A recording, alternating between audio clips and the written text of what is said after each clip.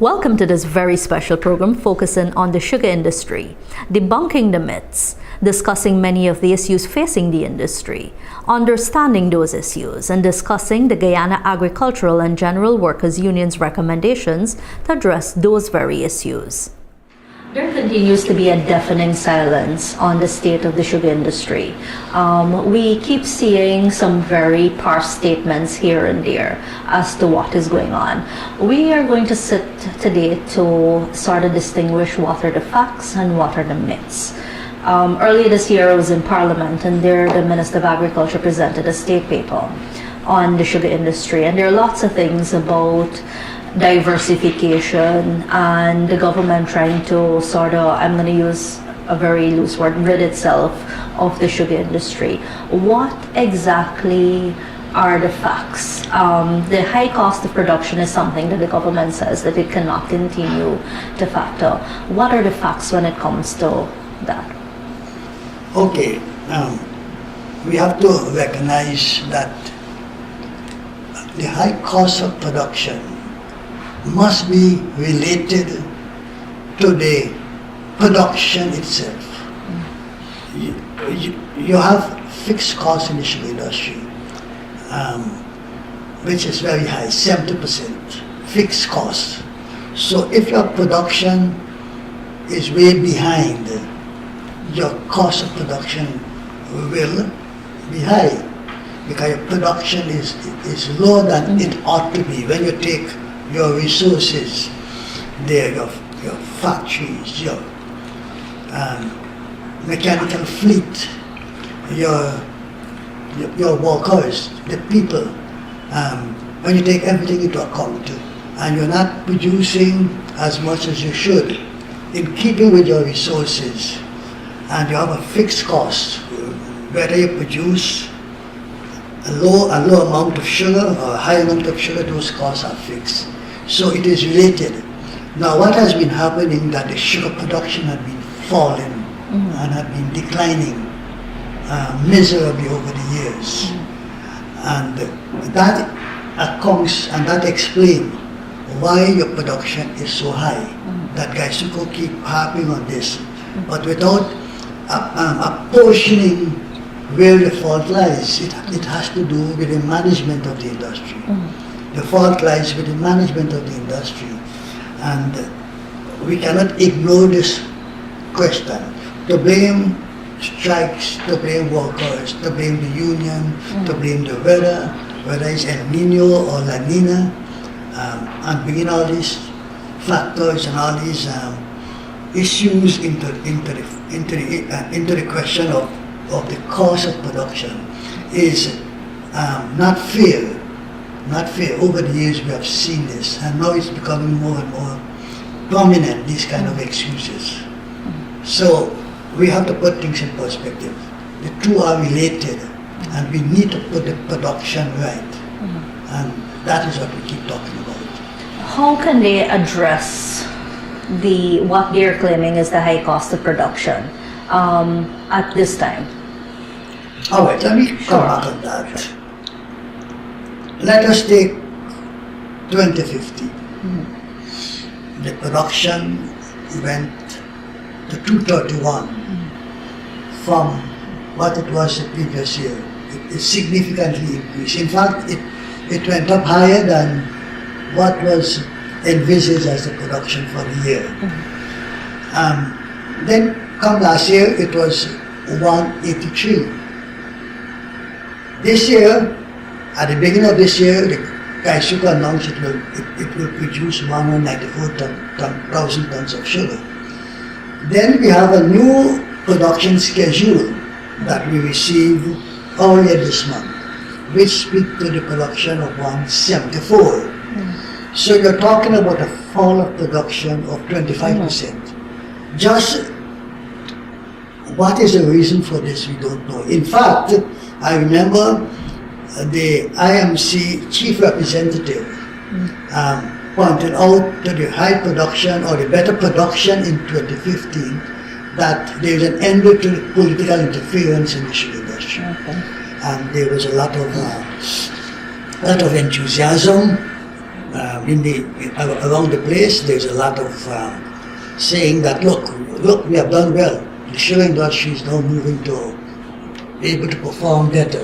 So it has to do with the management of the industry, that the production has been falling, and this year, as I said, 25% lower than the two crops that they produced in 2015 that they inherited from 2014 and previous to that, because what you reap this year is what you put in last year. Mr. Tamron, do you want to comment on what the company has been talking about, its billions of dollars in losses?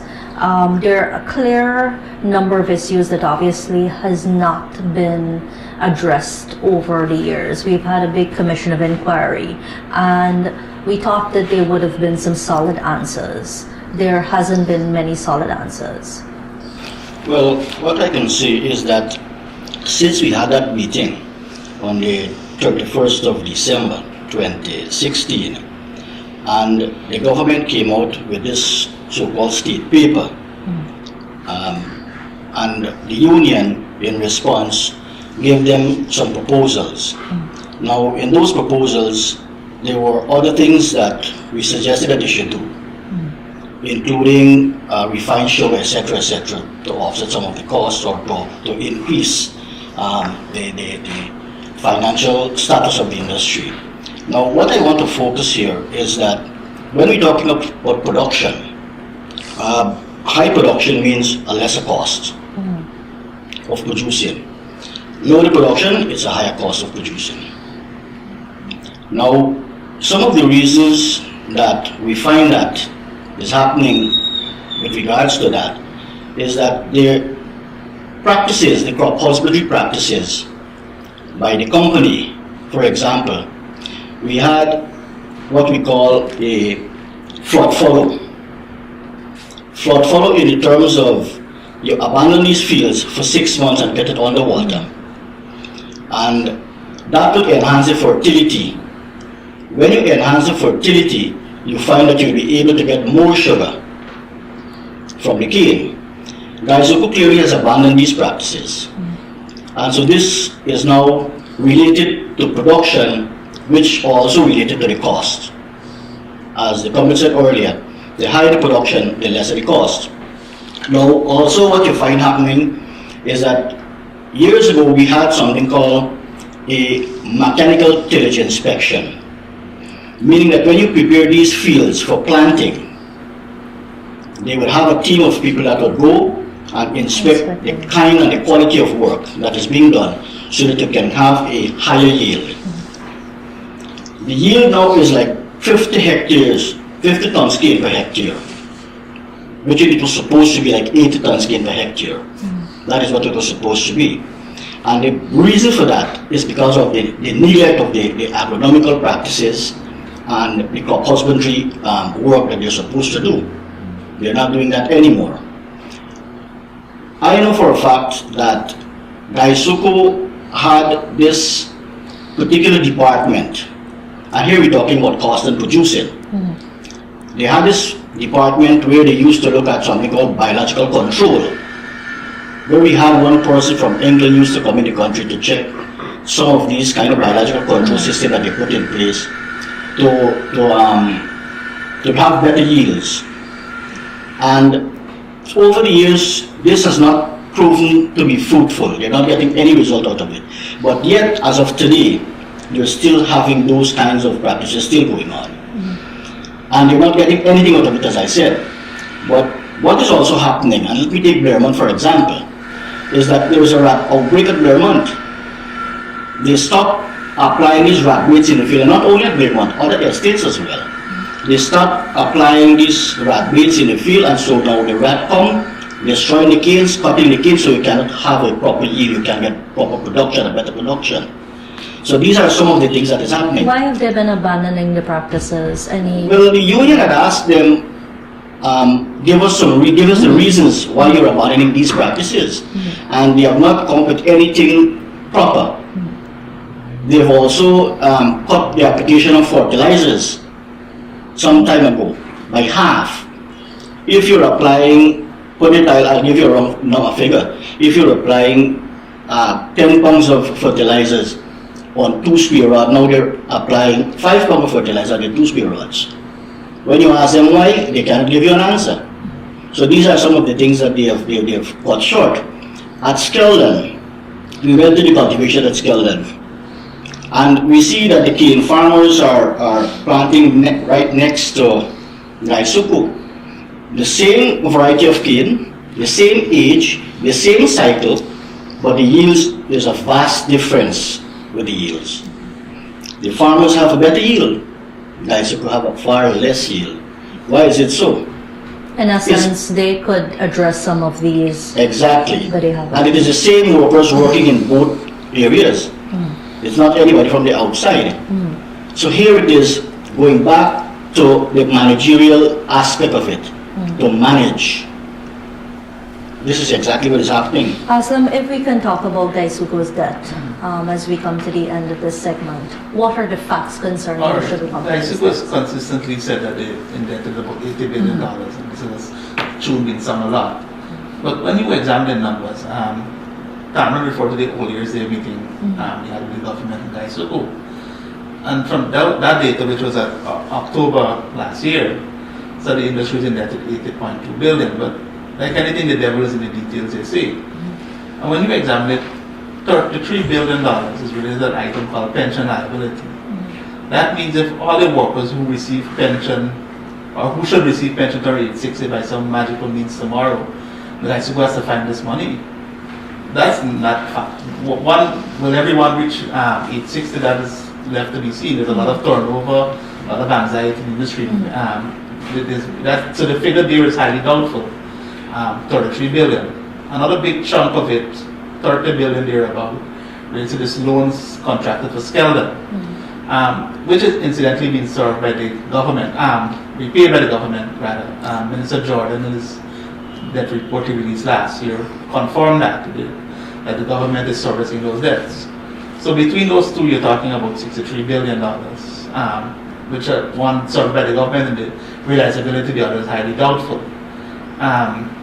That leaves you with $17 billion. Of that, $7.6 billion GRA, owed to GRA. You know, there's an argument that debt should be written off. You've seen GRA give a lot of companies write-offs much larger than that. So, really and truly, you're left with a debt of 10 billion, less than 10 billion. So a company the size of GuySuCo, the vastness of GuySuCo, $10 billion, is not a big debt to manage and can be managed. And it doesn't matter, again, coming back to what the management of the debt management, if production increases, you have more resources to manage it. So it's not as a big hill or we're making a mountain out of a molehill, more or less. What has eluded them then when it comes to addressing this? Because they would have had specialists on their side who would have advised them, that this is possible. What is right? One has to be, because in the last three budgets, GuySuCo's gotten $32 billion. The debt hasn't come down by any big means, if you believe them, and the production is not where it is. So one has to ask, where is this money going? If it's not going to service debt, it is not going to increase production. Where is the money going?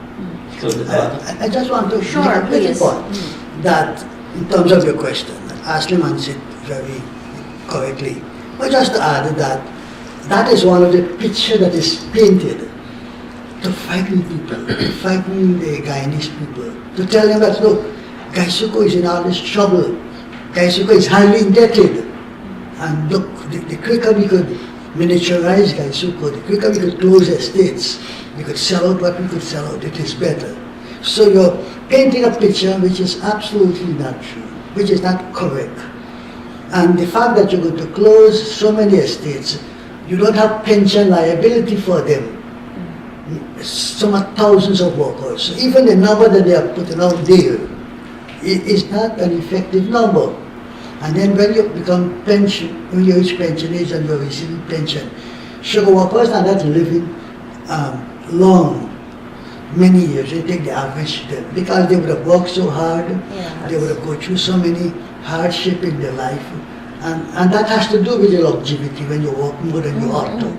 So, I mean, that we need to put this in proper perspective. As the Congress said, the long-term debt should not be used as a factor. The pension liability should not be used as a factor to say about GuySuCo's debt being over $80 million. I know you, as a member of parliament, has tried to raise the closure of the estates and then the sugar industry as a whole as an urgent matter in the House, but that was not possible. What is happening at the level of the parliamentary committee to address some of these very concerns? Well, even the state paper hasn't yet been discussed. Yeah. Even that, an important document like that. Of course, for me, it's a non-paper. What is written there? They had another paper, they call it the white paper. White paper. Mm-hmm. Well, those of us who see it, that was a better document. It had some substance inside to talk and to deal with, but they water it down. So they have an objective. Why they have now put a non-paper? And even they are not treating the Guyanese people, the sugar workers, the stakeholders in a decent way to have this paper discussed. So we are calling upon them to do that. The Economic Services Committee that is supposed to discuss the report of the Commission of Inquiry, this costly Commission of Inquiry, has not been able to do that so far. Although there is a commitment by the Minister of Agriculture when he spoke in December 2015, when he was introducing the paper in the Parliament. He just gave it, make a statement and say about the paper and imply that it will be discussed. It was never discussed. When the Parliamentary Committee, Economic Services Committee began to discuss the paper, it was halted, the discussions was halted. That it has not been approved by the National Assembly for the committee to discuss it. The committee met earlier this month, it has not been able to reach again. The reason is many ministers who are members of the committee are finding it difficult to attend meetings, so the committee is not meeting. So here, another important point, you have these committees that is supposed to overlook many issues of government policy, but they are unable to meet and discuss these matters. Okay. We will continue to discuss some of the other issues affecting the sugar industry in other segments of this program.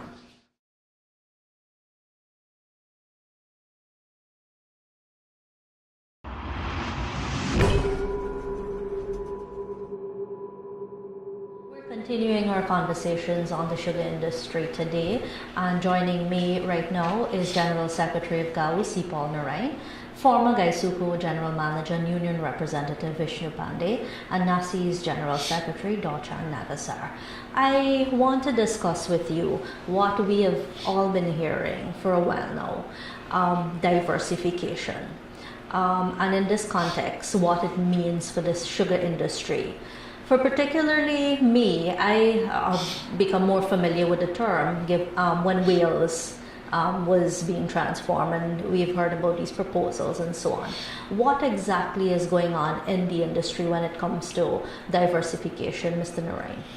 GuySuCo's argument about diversification is an act of deception. It is without any foundation, and it has a political objective. I say this because diversification, particularly with the other crops in GuySuCo, is not a strange issue. This had been there before, and they had all failed. And I hope later on in the program we could be able to explain some of these things. At Wales, however, they are saying that, look, they are going to diversify into other crops, and the reality is, what is happening at Wales? All that is happening, they have planted 200 acres of seed paddy. And in their document, and what they are saying to the public, they are having a number of ventures which they are selling, but doesn't have any soundness in them. For instance, they are saying that, look, at Wales they will sell 300 million in duck every month, which is a pie in the sky. It's unrealistic. Then they said that they will do other things, tilapia, they're talking about mining bees and so on. But all of these things we have seen, there is no reality. And we are guided by the experience. We are guided by the experience. They are arguing that, look, they have to close these estates to make them viable, to make the industry viable. The whole question is a question of management of the resources. And on my left, I have come Vishnu Pandey, who has the honor of bringing back Enmore Estate some years ago after the flood. In 2005, when the estate was completely devastated. That estate was turned around and had the history under Mr. Vishnu Pandey of producing sugar for 3 consecutive years at 10 US cents per pound, being the best estate in the industry. So the issue here is how you manage and not cutting estates and fooling the public about the other crops. Mr. Pandey has a wide knowledge of what took place in the other crops when it had been there. So he will explain that. Mr. Pandey, is there a history of trial and error when it comes to this whole talk about experimenting with other crops and diversification? Yes. And before I answer you directly, diversification out of sugar, meaning sugar industry should not be involved. It should be a special project either by the Ministry of Agriculture or some appointed team to really move with diversification. The second thing is that the sugar industry from east of Essequibo, East Bank Essequibo, to Curtin, which is Kelvin, occupies just a little over 3% of the land mass in this country. So when you're going to take away sugarcane or the sugar estates to diversify, these are some big questions. And I think it is by now well established in the country a lot of suspicion along this diversification, so to speak. And to answer you directly, we have had these things tried before. For example, at Versailles, which is now Perfect Harmony Housing Scheme, we had one of the, if not the largest in the Caribbean, in terms of a dairy complex, where we brought in cows from foreign countries, we established a cheese factory, we established a milk parlor, and we spent hundreds of millions of dollars in that project. Now we're hearing today about cheese and milk and dairy products again, but we haven't heard what really happened to that massive project where the Guyanese or the sugar industry's money was spent in the tune of hundreds of millions of dollars. What really transpired? There is no report, there is no document, there is nothing that is done, an audit, so to speak, so that the population can hear where did we go wrong, what were the problems, what resulted, and what new would we bring on the table to ensure that we don't repeat the failure again. We take Enmore, for example, you had large silos were built there to the tune of hundreds of millions of dollars. Diversification in terms of cassava, beans, or various variety, and it was all set up there. That was a total failure. In terms of fish, we know that it was introduced at Dermont, the crawfish. We sent people overseas for training. We spent millions of dollars there again. It was a total failure. And in many other estates where you had these, what is now called crop diversification, they have all failed. The big question is, why have they failed?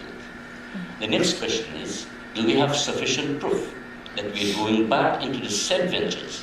Why it wouldn't fail again? Well, that's why my question was this trial and error, because it doesn't seem that there are a lot of sufficient answers to inform other decisions as they move along. Because one would have thought over the years, they saw that some of this didn't work. Why are we venturing into, other areas of what they're calling diversification? What would you recommend? I would recommend that if there is need to get into other crops, it must be totally separated from GuySuCo. Because what's happening, this whole question about GuySuCo cannot survive cannot be sustained, which in my view and my opinion is not really so. This whole question of GuySuCo cannot be sustained. And when you have the management of the organization venturing into crop diversification, it's quite clear that that's where the attention, that's where the energy, that's where the focus will be. And automatically, sugar will be sacrificed. I give you a good example. This is a bit of deviation. Sure. You look at Kenmore Estate with close to about 80% of the cultivation that is mechanically friendly. And yet we hear that 40% of the canes were left on ground in the first half of this year. Now these are highly conflicting causes. Yeah. While you had a set of mechanical harvesters lying at Skeldon, which didn't operate for the first half of the year.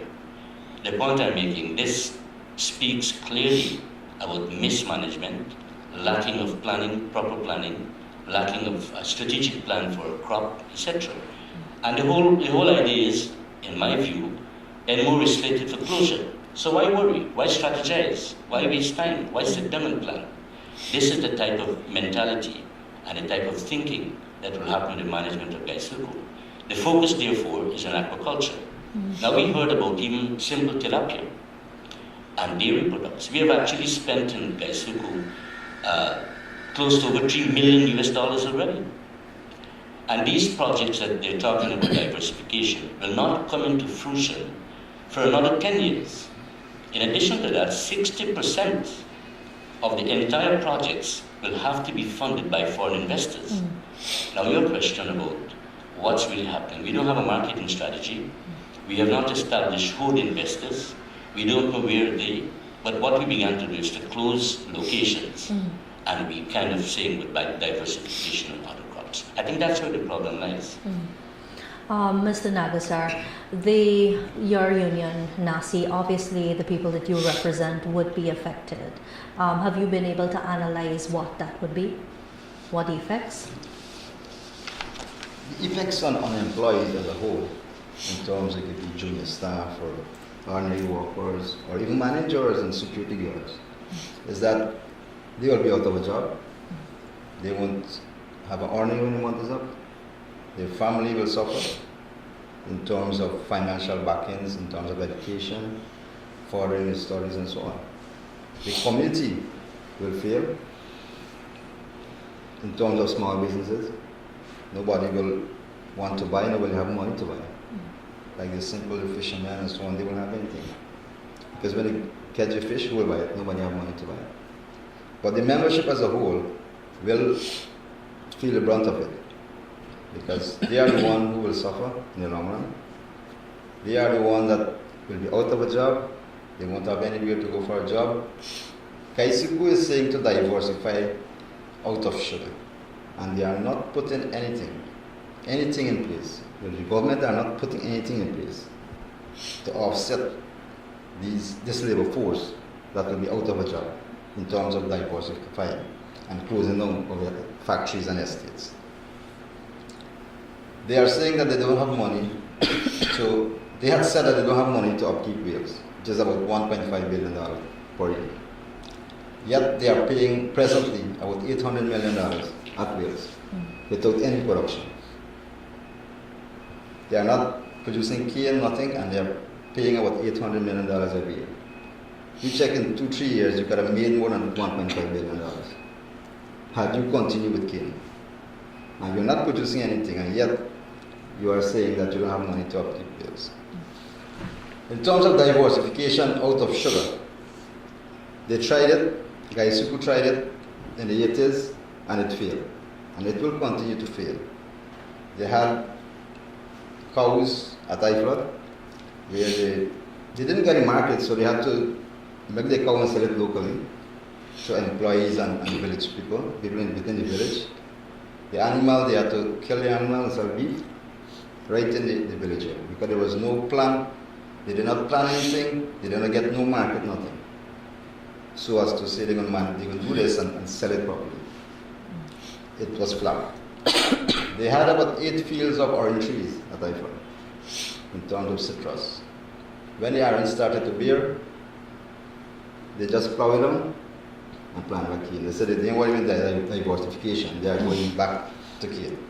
And now they are coming back with the same thing to say that cane cannot make it, we are going to diversify it.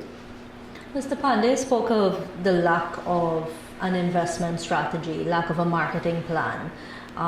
There's no talk about who these investors are, and the fact that the return on investments would not be immediate.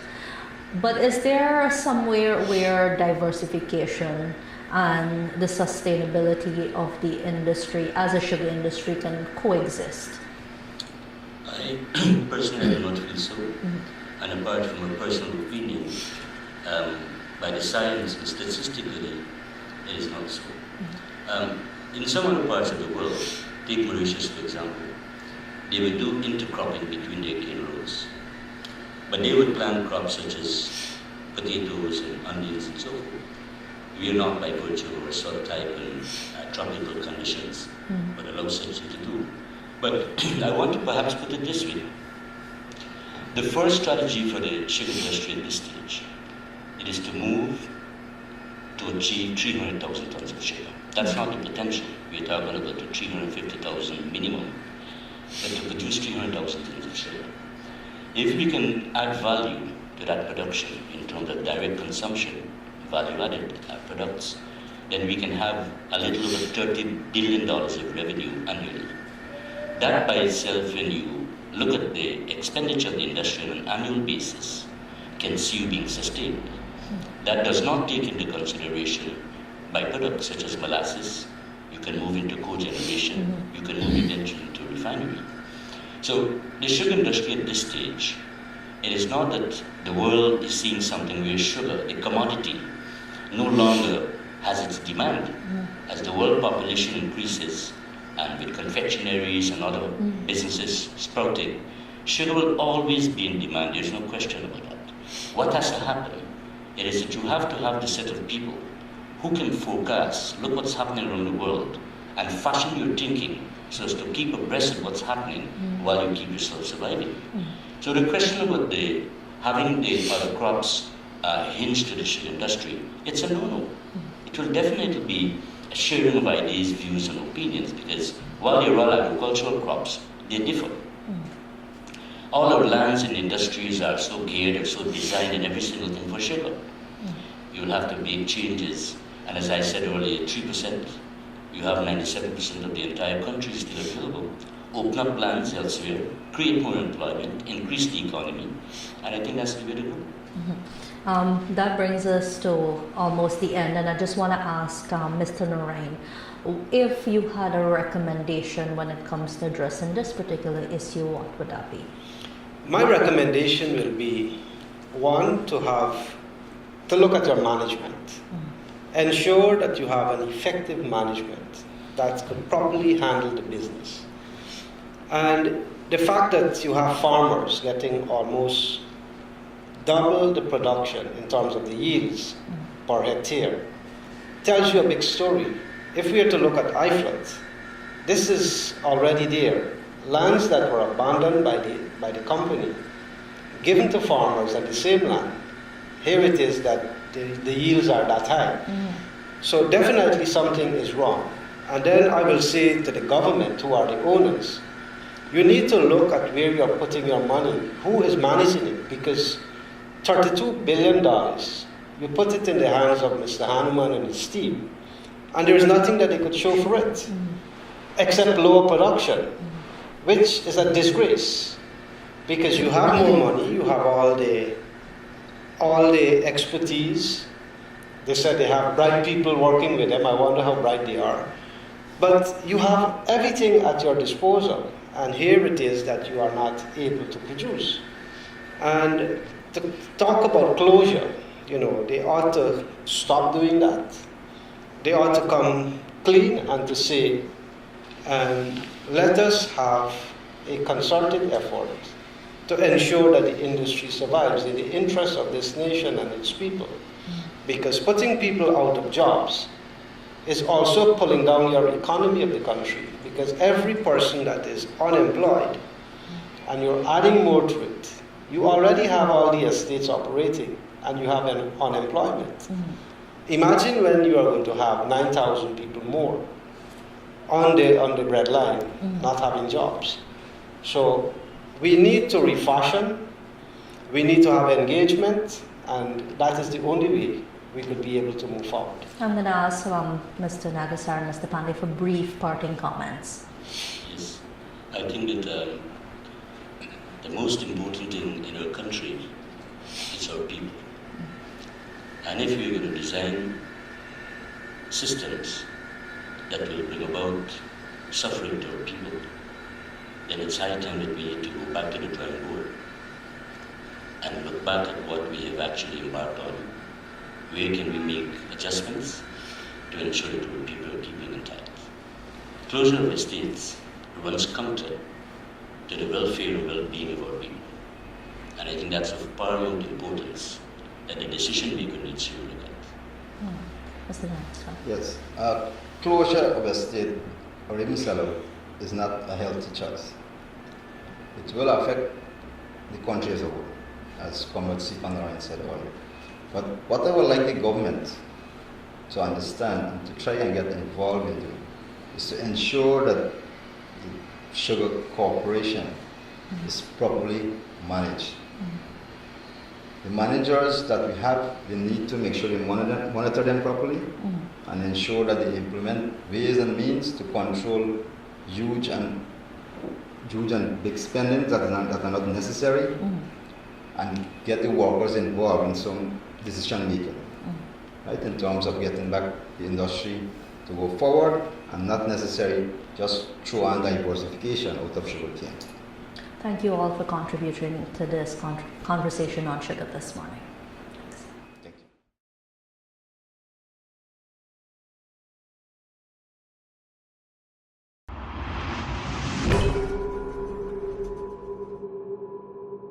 We're continuing our conversations with persons directly linked to the sugar industry, and joining us here today are some members of the sugar industry union reps. I'm going to ask them to briefly introduce themselves.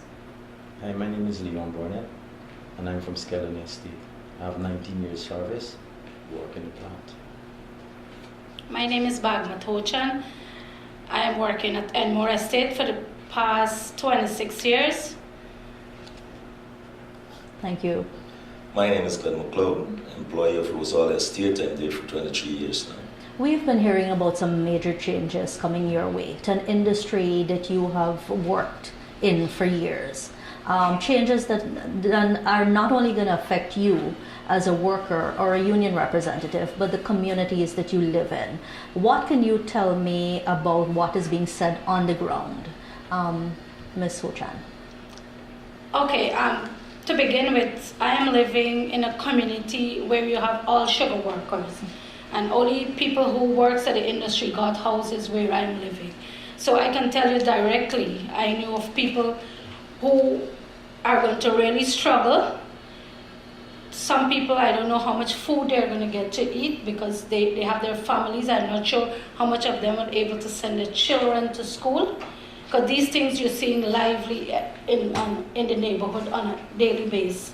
When it's out of crop, you see the punishment in people, much less if you're waiting for the closure of an estate, and particularly Enmore Estate. If Enmore Estate to be closed, as they said the factory would close on the 31st of December 2017, we don't have alternative jobs that we are looking at or readily going into. So you're talking about a lot of crisis in the home, crisis in the community, crisis in the whole nation, because people are directly and indirectly dependent on sugar workers and the earnings. Every day you would have been meeting sugar workers, your counterparts. What are they saying to you? They want to know what is going to happen to them. They are not so much in favor of severance pay. They are not in favor of closure of the estate. All they're interested in is if the government or who is in charge of the decision making, if they can find some ways and means of continuing the business of sugar. Not a closure. We are not looking at closure, or people are not looking at closure or severance pay as a means. They want the business to go on in whatever way management or the government can do it, so that people can earn, Because when you close an industry with so much thousands of workers, you don't have no earnings. And once you don't have earnings, you know how much things are spill off of that. You can't pay your bills, you can't pay your mortgages, your livelihood have really going to be shift apart. Glenn, are the sentiments the same where you are? Yes, because most of the question being asked, where shall we go? And if we go, what shall we do? Looking at Rosal Estate from a wider point of view, but you don't believe that the government or GuySuCo heads didn't look at it, right? We have no alternatives but sugar. The entire community is sugar. The entire, actually, Region 6 is sugar. Right? So, what would you see after sugar being closed on the 31st of December? Increase in policing, increase in crime, increase in prostitution, increase of school drops out. Because few people will be able to send their children to school because you can't send a hungry child to school. You know, from now they just sit and look at it and call it the way forward. But the way forward for who?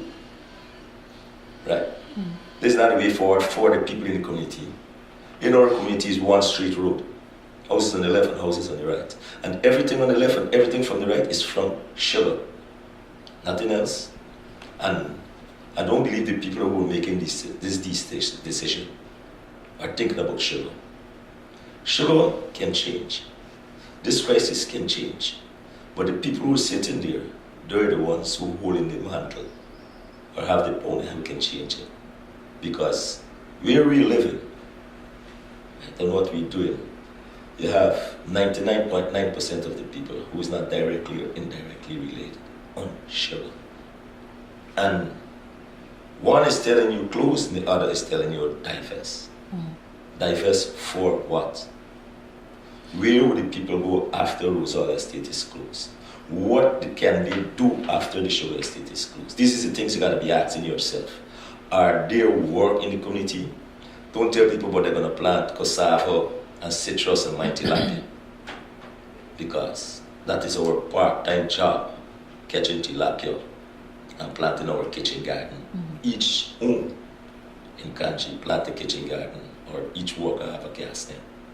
So what they're trying there to tell you, it doesn't make sense. Mr. Bernard, this sounds similar to you in your community in Skellon? Yeah, my community, well, every day we are living in that circumstances and we wanted to know what would happen after Skellon is privatized, because we have heard so much talk about privatization, but we have our own experiences right in Skellon about privatization, and we would never like to experience that again, because we had a GRB which was privatized under the Desmond Hyde government, which we see today that is closed and there is nobody getting jobs anymore from that angle.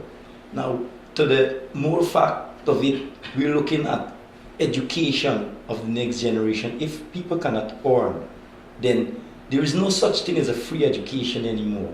Then the children would not be able to go to school. Then the homes would get shattered. There would be so much social disorientation within that area that would cause the government to have police 24 hours in there. We do not want a situation like that. Barbados has been very peaceful and beautiful. Sugar can go on. We know that there is room for improvement in sugar, and just the government needs to have bilateral agreement and need to sit and talk with the stakeholders, with the union.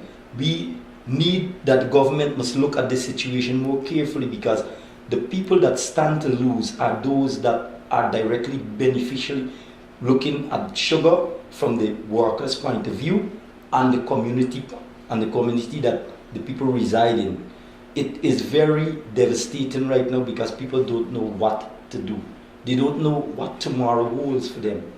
There are so many people that have mortgages that are depending on sugar money to pay that, to send their children to school.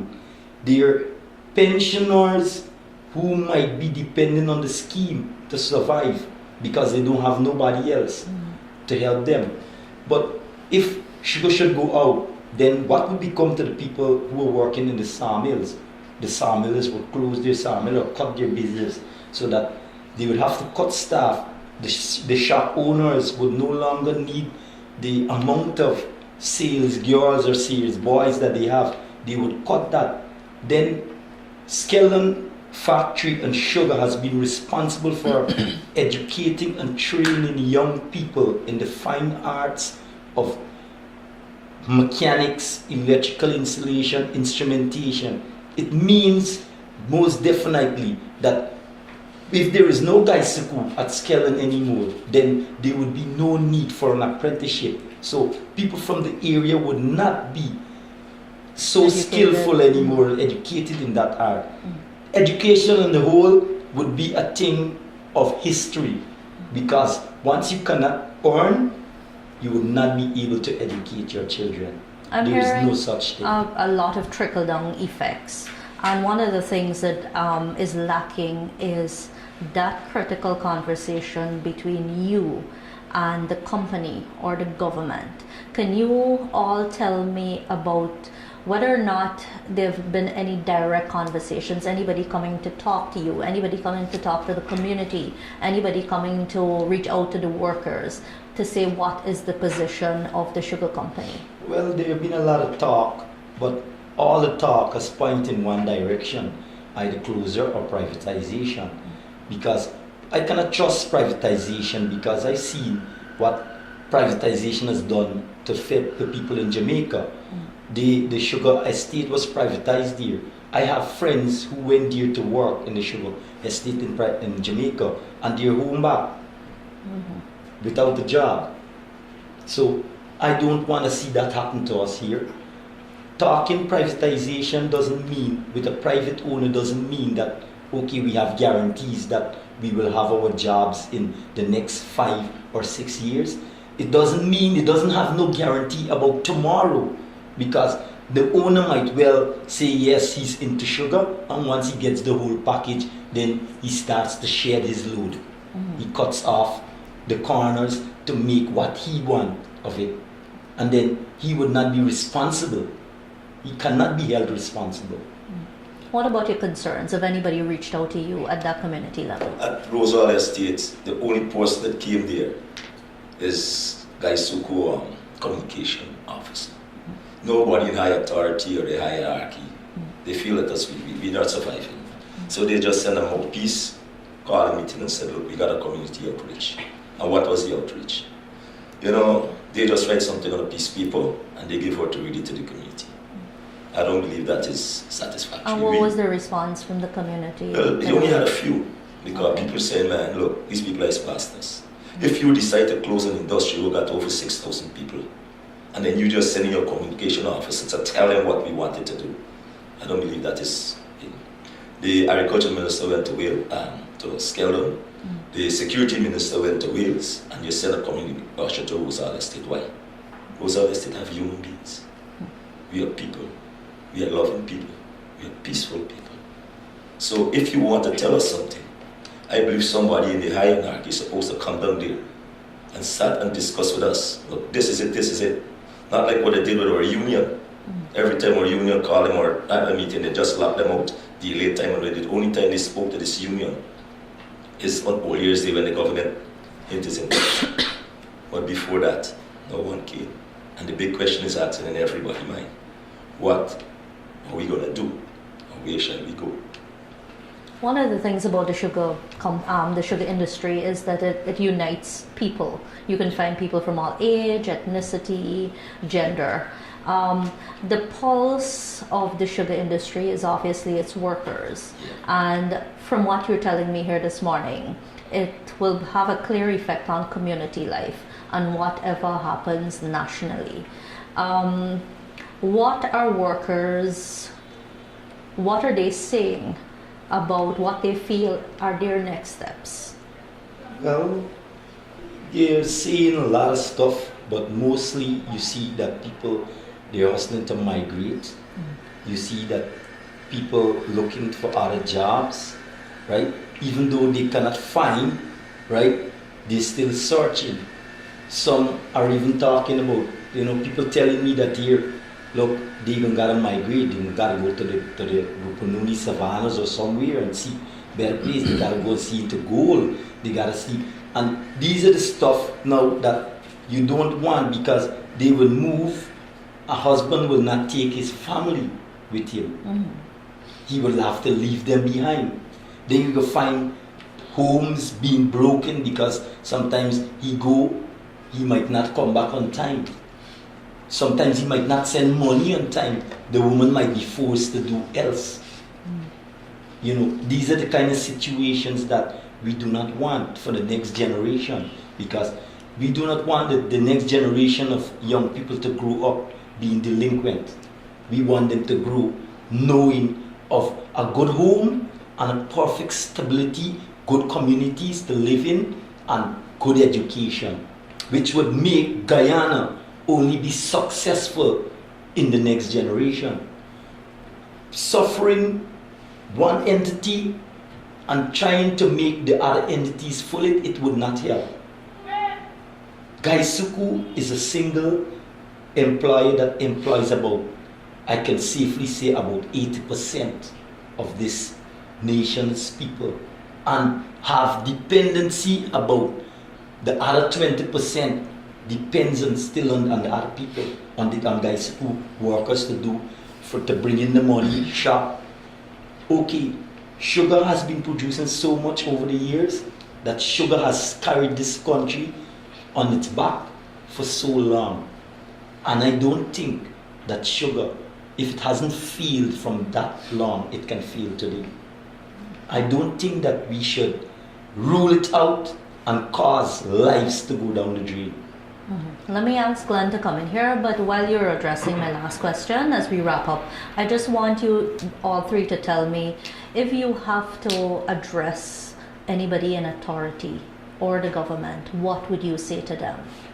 Want me to answer? Yes. Yeah, well, the first thing I would like to say is ask the government, or even the president, to sit down and listen to the cries of the people. Right? Don't just look at it, you know, like a picture. Just listen to the cries of the people. Because it's the people put you there, and it's the people who will be suffering. So if you're listening, just listen to the cries of the people. Just for 1 second. If you can do that. Because let me tell you something. Right? At the sugar industry, most of the wives are housewives. They're not so independent like the people in Georgia. And most of the husbands or the children at home only miss their father for 8 hours when he left to go to work. So, you know, you gotta leave the community to go outside to look for a job. You can ask yourself what will happen. Gabby. Yeah, what I am thinking, like, apart from GuySuCo workers alone, you have, if we pass down the Maripo market, for example, the sellers would ask you when the crop is going to start. You know, directly they're depending on when sugar is going to start. And really and truly, the government should look that every cent or every penny that is earned by a GuySuCo worker is turned back and spent in this same country and is given into different areas, GRA, NIS, and for people pension. And mostly NIS is going to take a big blow if all these estates and all these workers come out of existence, because GuySuCo is a sure payer of NIS, because our money have been deducted and paid. But private people, there's an option if the employer and the employee wants to pay or not to pay. So those two areas will be affected a lot. And even if we have a home and we have to pay mortgage, all the money turned back and spent in this country and spin this country around. So why you should take out sugar? While you're taking out sugar, you're taking out a lot of other businesses and you're reducing a lot of other businesses. So we are asking the persons in authority, even if it's the president making the decision or the hierarchy of GuySuCo, look back at your decision, because it's going to give you a big spill-off in this country. It is not going to be an easy one. It is going to be a big spill-off, a big issue to deal with. And I'm not sure whether they are prepared to deal with putting out so much people out of bread, and there's nothing they can rely on. We can't go out just like that after 25 and 30 years of service. People have 40 years, 50 years, 40 years service with GuySuCo. No, sorry, not 50. More than 40 years service with GuySuCo, and that is all they know to work in the sugar industry. So where else can they go? If you over 50 years, nobody wants to employ you. And we would have done all our best in the industry. Leon, let me ask you to wrap up. Yes, well, Debbie has said basically most of what would be in the atmosphere presently because of this kind of situation. But however, I would like to add one thing, that I would like to ask His Excellency, the President, to think of the decisions that they are making carefully, because it would cause chaos throughout this country, because GuySuCo has always been a money bringer, and businesses depend on expenditures coming into this monies coming into this country before that they can function. So it would affect everyone. As to whether who and what business you're in, it would affect you one way or the other. Thank you so much for taking time out to bring this to our attention. Thanks. Thank you.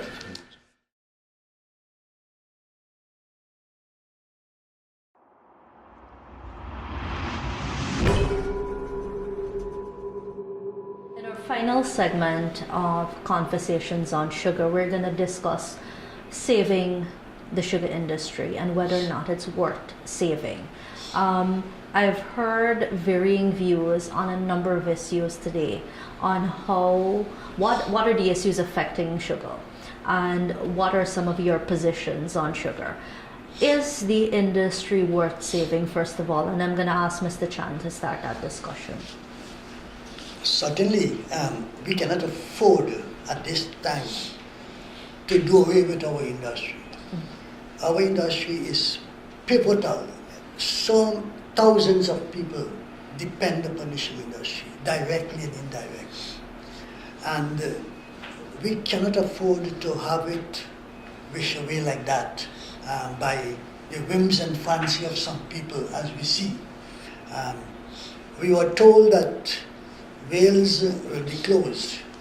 There was no discussion about this with the stakeholders. Then we were told that you are consolidating East Damara Estate, that you're closing the LBI cultivation and have that estate into one, so you're consolidating it.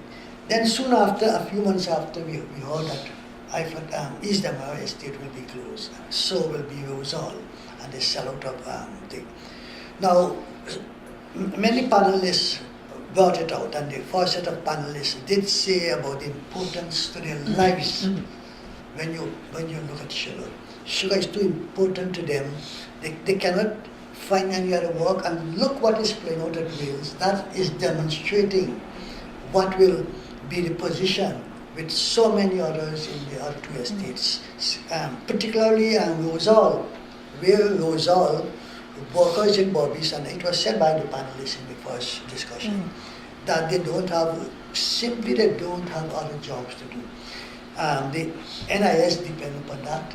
Incidentally, lots of workers would not be able to get their NIS pension because they won't ever get a job. Those who still are young and may have 200-300 contributions, where they need 750 contribution to get a pension. Many of them, they will be shattered of receiving a pension in their old age from the NIS. So our foreign exchange dependence, jobs, so many businesses depend upon sugar. What is playing out at Wales will tell you what will happen to these people. You just look, we had 1,000 prisoners at Big Dam. And what has happened here? And that number of prisoners is giving us so much headache now, so many problems. When you will add thousands down the road in so much years' time, what will happen to this country? We will be much more crime infested.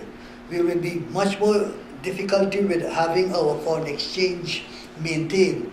Our dollar slide, and no doubt it will slide more because they will have to use money from the foreign reserve to keep putting in a deal, to keep your exchange rates stabilized. So the effects, the number of effects are too much, and the rash decision that was made need to be looked back. And one of the speakers said it just now. We need to have a concerted effort by all the stakeholders to find a way forward, even at this stage. We discussed a number of things today, which include the fact that the sugar company itself needs to address production, it needs to address what it's doing at that level.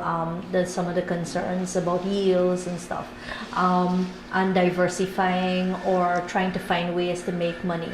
How do they go about doing that?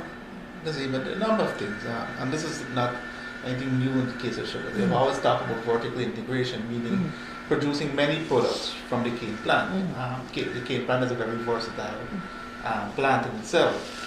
Sugar being one of the products we produce, but there are other things, and we've seen GuySuCo moving in that direction.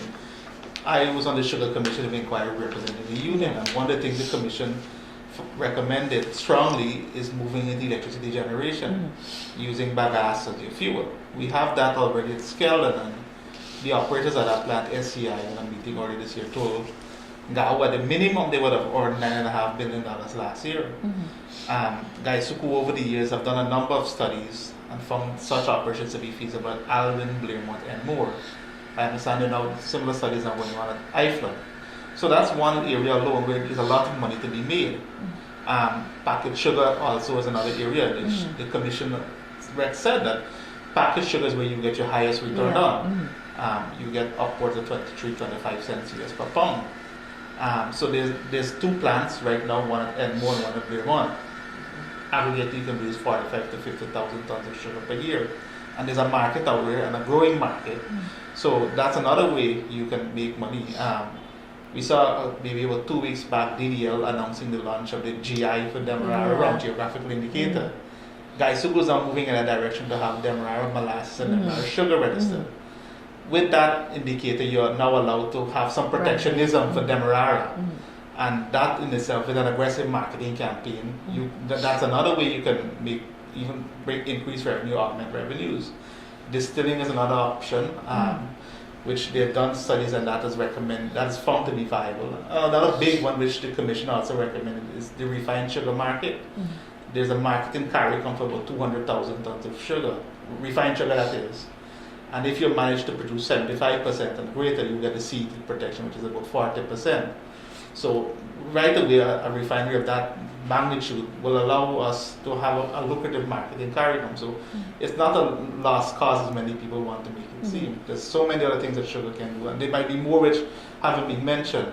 But all of these are things which have been studied and found to be viable already. So it's not a matter of reinventing the wheel, so to speak. We have a history in this part of the world of where most of our natural products are extracted and then taken to other places to be refined. And I'm gonna just lump sugar along that same category, another natural resource that is. But over the years, there've been recommendations to do better, and a number of ways to do that. You've just listed a few. What has tied our hands? There seems not to be the will in GuySuCo, and the forward thinking, the vision is not here. And one of the things that has to be done, for instance, you already have the two packaging plants. You are getting more in earnings from the packaging sugar, from the packaged sugar. Yet you are not exploiting that. Then the problem itself is your production, which would have been mentioned in one of the earlier segments. Your production is simply low. And because your production is low, you're not able to fulfill the markets that are there. So, one, we are saying that, look, if you are now in a crunch position and you need to have an improvement, then you need to look at areas that you could utilize your sugar production and other products from sugar to ensure that you are benefiting from a maximum output of revenue. And the question about the yields, your level of production, it definitely has to improve, because by improving your production level, you could then benefit from the economies of scale. And you could be able to have the capacity to refine, the capacity to do white sugar. They have been doing white sugar already at iFlood. So it's nothing strange to Guyana. And the studies had shown when Skeldon was established that an adjoining component would have been a distillery and also a refinery. So those who would have conceived Skeldon and who would have conceptualized the idea of Skeldon complex already had in the planning distillery, cogeneration, refining of sugar. And what needs to be done now is the management of the company needs to look at these options. And then it comes to the question of funding, which we also talked about. Yeah. According to GuySuCo documents, they have said that they are selling lands to the tune of about $36 billion, that they will sell some lands to achieve that money. So immediately, this money could go towards paying off some of their short-term debts. They could have more working capital, and they could have money to invest. Another option also is to look at having joint venture programs, with private partners, so that they could be investment and they could be the injection of the capital you need for these different projects, which of course will be able to garner more revenue from what you already have, and to eventually make you back viable as an industry. I'm going to ask you, all three of you, to probably list one or two ways, other than what we have mentioned here this morning, on how to move forward on an industry that is so critical.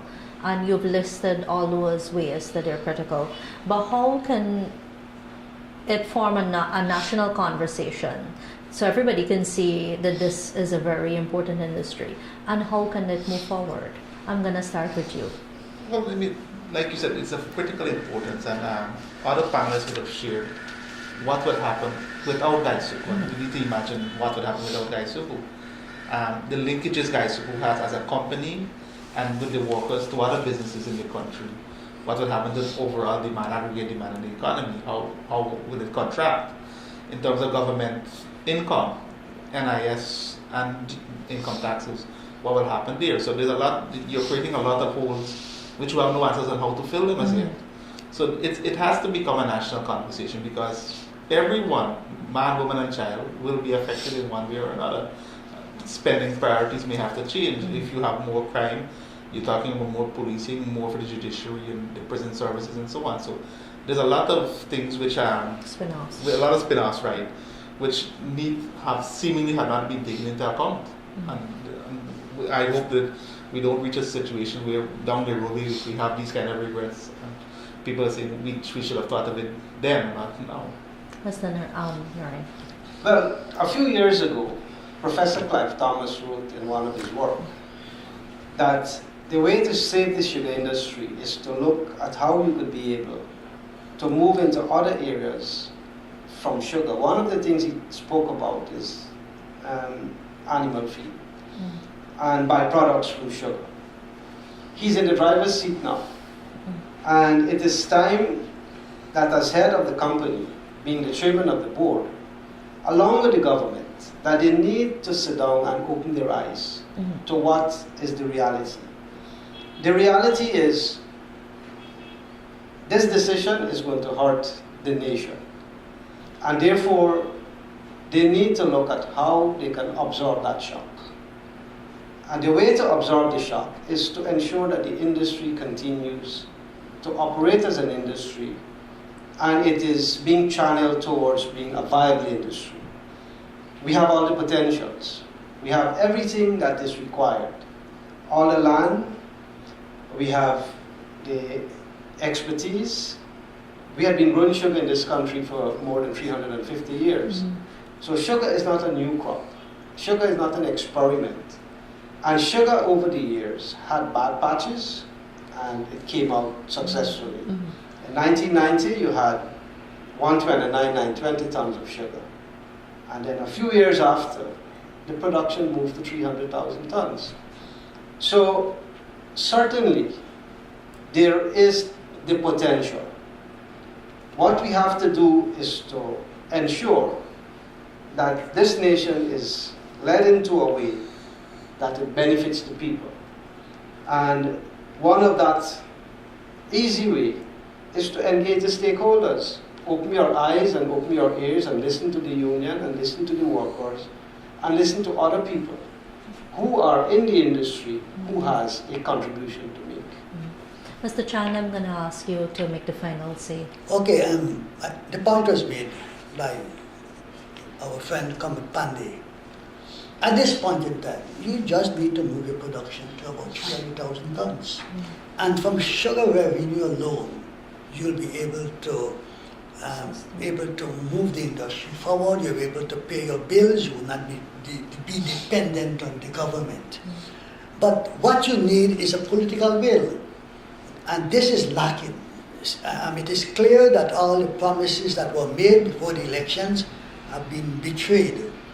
None of the promises had been upheld, and we saw we are moving in this direction. So immediately, without even going to these other ventures, we need to have immediately look at our production. We need to have immediately back the cogen facility, which is in the hands of the SDI, which is a government agency, back into sugar. So you will be able to have much revenue. And then you have to look at the team of the management. You have people there who has decided that sugar must be militarized, sugar should go. They would prefer to have sugar going. So here you don't have the political will, and you are disregarding the economic consequences, you are disregarding the social consequences, and you're creating a situation about the financial implications, and you are making that a big issue, and you're not coming out truthfully. We spoke just now about the death of GuySuCo, and we said it is not what you're saying. And you keep saying things like that. You keep saying to the public that, look, our price of sugar in the world market is 12 cents per pound a few weeks ago. At this point in time today is 14.61 cents a pound. But that price has nothing to do with our contractual market. We have market in Europe, we have in the Caribbean, we have in Guyana. We are not a producer of 1 million tons of sugar, millions of tons. We are talking about managing a production of 300 to 350,000 tons of sugar, which is within our capability. But there are people there who has a political mission, who wants to, whatever their objective and who they want to be their victim, they are moving in that direction. And the decisions that they are taking will haunt us, will haunt this country for many, many years. I'd like to thank you for that very passionate ending to this session. This would bring us to the end of the serial conversations on the sugar industry. Thank you.